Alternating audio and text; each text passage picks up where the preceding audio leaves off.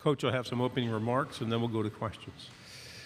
In a tribute to Mike Leach, I'll say I'm not much of an opening statement, so I'll open it up for questions. We'll go on the left side here, second row. Coach Clint Schweitzer, Starcade Media in Kansas City. I'm sure you haven't been asked about the quarterback situation yet since you've been here and making the rounds, but it's kind of an obscure topic. You can everyone turn it off. So coming into this, though, when you kind of start assessing this, a lot of people believe that this will be something, obviously, that goes well into camp, maybe even into the first couple weeks of the season. When you start assessing this and start divvying out reps, what does this kind of look like for you once August starts with the quarterbacks? Yeah, the competition's been ongoing. I mean, every day is a competition. Who is really providing the things that we determine to be what is significant for determining the starting quarterback: toughness, leadership, decision-making, accuracy, and preparation. So, how do those guys every single day determine those things? How are they reflective in what they're bringing to the table? Quarterback competitions, there's going to be divided up reps. We're going to have specific ways that we get guys reps and challenge those guys. But the reality of it is the teammates are going to know who's the starting quarterback. It'll reveal itself pretty quickly. It's just there's got to be time and place for that to occur. And it's going to be, Brady's going to go out there first, and he's going to have to get beat out. I mean, he's going to have to get beat out. It's not like he doesn't start in first. It's just that you can't rest on your laurels. You can't just sit there and anticipate that I can go and have 4 or 5 bad days and it will still be the starting quarterback. Like, we've got to complete the ball vertically down the field. We've got to create explosive plays in the pass game. We've got to be a smart, disciplined decision maker. And whoever does that consistently through the course of fall camp and maybe even into the first couple of games is going to be the guy. Right side, second row. Billy Jones, KCU 88.1 FM, Columbia. Coach, I know you're a guy who respects the roll. You love a good cinnamon roll. As a Nashville native, gotta recommend Slim and Huskies. Make a great cinnamon roll. Well, can you give me the heads up prior to? I mean, you think you got Slim and Huskies? Hours, right? Well, yeah. I mean, what time do you think they close? I know they're open for dinner. They are open for dinner. Yeah. Well, then, Kaz, let's see if we can get Uber Eats. I'm a connoisseur of cinnamon rolls, and I will be more than happy to put that on Twitter, which one I think is good. Glad to hear it. I just wanted to ask. You had a question? Oh, hell. Okay. There we go. Can it be both? Recommendation and a question? It sure can. You and Kirby do a lot of similar stuff in terms of offensive philosophy. One thing he didn't feature as much as you did is that outside zone run. I'm curious, how much is that still going to stay in the offense as far as this year's concerned? Yeah, I think it'll stay in it. Front row on the left. AP Stedham, AP and Kelly, as we see at syndicated radio. Coach, what are 2 areas in your offense, defense, and special teams that you must improve to have a better team? And what's in store for Luther Burden III this year? He had a pretty good year, I believe. Yeah, 2 for each area. 2 for each area. That's a heck of a lot of question in one question. Okay, defense, 4-point plays. Those are third downs in the red zone. We've got to improve. And then more turnovers. We got to create more turnovers. On the offensive side of the ball, we got to protect the quarterback and run the ball better, and we got to eliminate turnovers. Those 4 things combined would really change the outcomes of multiple games. On special teams, we got to be much better in our coverage units. There were multiple games where coverage units let us down, created explosive plays or scoring points for the other team. And then consistency on our punts. We were inconsistent in the ball placement and switching a field position. So that would be, offense, defense, and special teams. I think the next question was Luther Burden. Luther's needs to continue to take the next step. Obviously, we put a lot on him as a returner, as a guy with the ball in his hands and catching passes. We're moving him more of a slot wide receiver position, which will give him a new set of routes to run and new matchups, but he's still got to be consistent in returning punts and in being creative to get the ball in his hands. He's had an excellent offseason. He's really worked hard. His weight is great. His work ethic has been really good, so excited to see him take the next step in his development. Front row. Chris Farble in KCOU 88.FM in Columbia.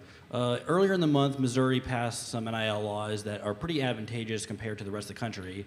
And Commissioner Sankey's been talking about, of course, about how different states have been having different policies. How do you feel these new NIL laws, how do you feel that Mizzou football can benefit from them?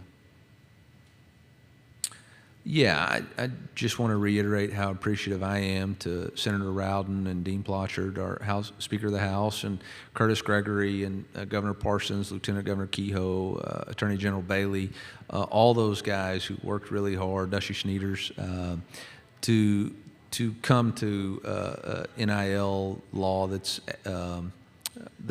I wouldn't say benefit the Missouri, benefit our student athletes. This is about providing an opportunity for our student athletes to have the best possible outcome they can have while playing college sports at our university and representing our university. And, you know, I'm going to do my very best not to create any type of wave, so I'm not going to answer the rest of that question other than just to say I'm appreciative of what the state law is and how we're going to operate right now. And there could be a lot of things in the future that become, but right now, today, how we're operating, I'm very appreciative to the leadership of the University of Missouri and our government in giving Missouri student athletes an opportunity to benefit. Fourth row. Jeff Spiegel, ABC 3340. Eli, the contract extension, what message did that send to you and your staff? I would, again, just want to thank President Choi, the Board of Curators, and Desiree. I think the message was similar to the message of our players when we returned 18, when we had 18 returning starters retained on our football team. The message is we believe in what you're doing and the process and the work that's put in, and we believe that the results are going to come, and continue to look under the hood on what you can do better, and the things that you're doing really well, keep doing those better. And so very appreciative to them, and now it's up to us to prove that it was the right decision, not only myself but our staff, and to prove that we can accomplish the things that we say we're going to accomplish. Second row. How's Armand been developing in the guard position? Yeah, Armand Membu has had an outstanding summer. You can just see his confidence continue to grow. Just an outstanding athlete, offensive lineman who has gotten stronger. He is so powerful. He played really good at the right tackle position, but providing position flexibility, I think, is huge for his growth and development and future career in the NFL. And man, he's so strong. He's got great range and good feet. So he's going to be very, very powerful at that guard position, and look forward to him anchoring that position for us. Fourth row. Eli, Jesse Simonton on three. You made a strong hire in Coach Baker a year ago, and obviously the defensive strides that you guys made were quite notable. What gives you optimism that you've made a similar move in Kirby Moore this offseason for the Tigers offense? Yeah, I think obviously Blake was just the perfect hire for us in the perfect situation. It's a combination of his personality as well as his leadership ability on the defensive side of the ball to get really five guys that had never worked together all on the same page and get that defensive unit to really gel together and buy into his vision. And, when I look at Blake, I see a guy who's going to be a future head coach and a guy who has the it factor to being successful, and just really thankful that our board and AD and president gave him an extension to keep the continuity on our defensive side of the ball. Everybody's uniquely different, and every situation's a little bit different. But I think Kirby, much like Coach Baker, has the right kind of chip on his shoulder with a little bit of an edge to prove something, to prove that he's not just the brother of somebody else, or that he's just been around, some really good offenses, that he can do it. And he's a grinder. He's a great communicator and teacher. So I have a lot of confidence in his organization and the characteristics. And Cruddy's a good play caller, man. You watch really the games that I watched were not the games that his quarterback, Jake Haener, was playing. It was the ones when Jake was hurt and he had to call plays without Jake. And you look at those games and you go, wow, this guy really understands how to put a game plan together. And, and the other games I like to watch is when you're a group of 5 school and you got to play a Power 5 opponent. How do you game plan for that? How do you adjust? And, when he was there, whether it was the bowl game calling plays or Oregon State or Washington State or USC, watching those games and how he attacked those defenses and gave his team an opportunity through play calling to win a game, I thought was very impressive. On the aisle, third row. Hey, Coach. Bruce Marshall at WHBQ Memphis. Just a schedule question. In the big room, they asked you about St. Louis, and I noticed you're playing Memphis in the Dome. Yeah. And I know some Mizzou people around St. Louis who are really excited. Don't have to drive that far for the game. Is this a one-off in St. Louis, or are you going to do that every year, you think? I think we're really excited about the opportunity that we got to do it this year. I think when we first explored this opportunity starting 2 or 3 years ago, and then when Desiree took over, we really pushed it a little bit further. It was an opportunity to re-engage a fan base that had lost a football team and tried to become the team of St. Louis again. When you look back in the early days of the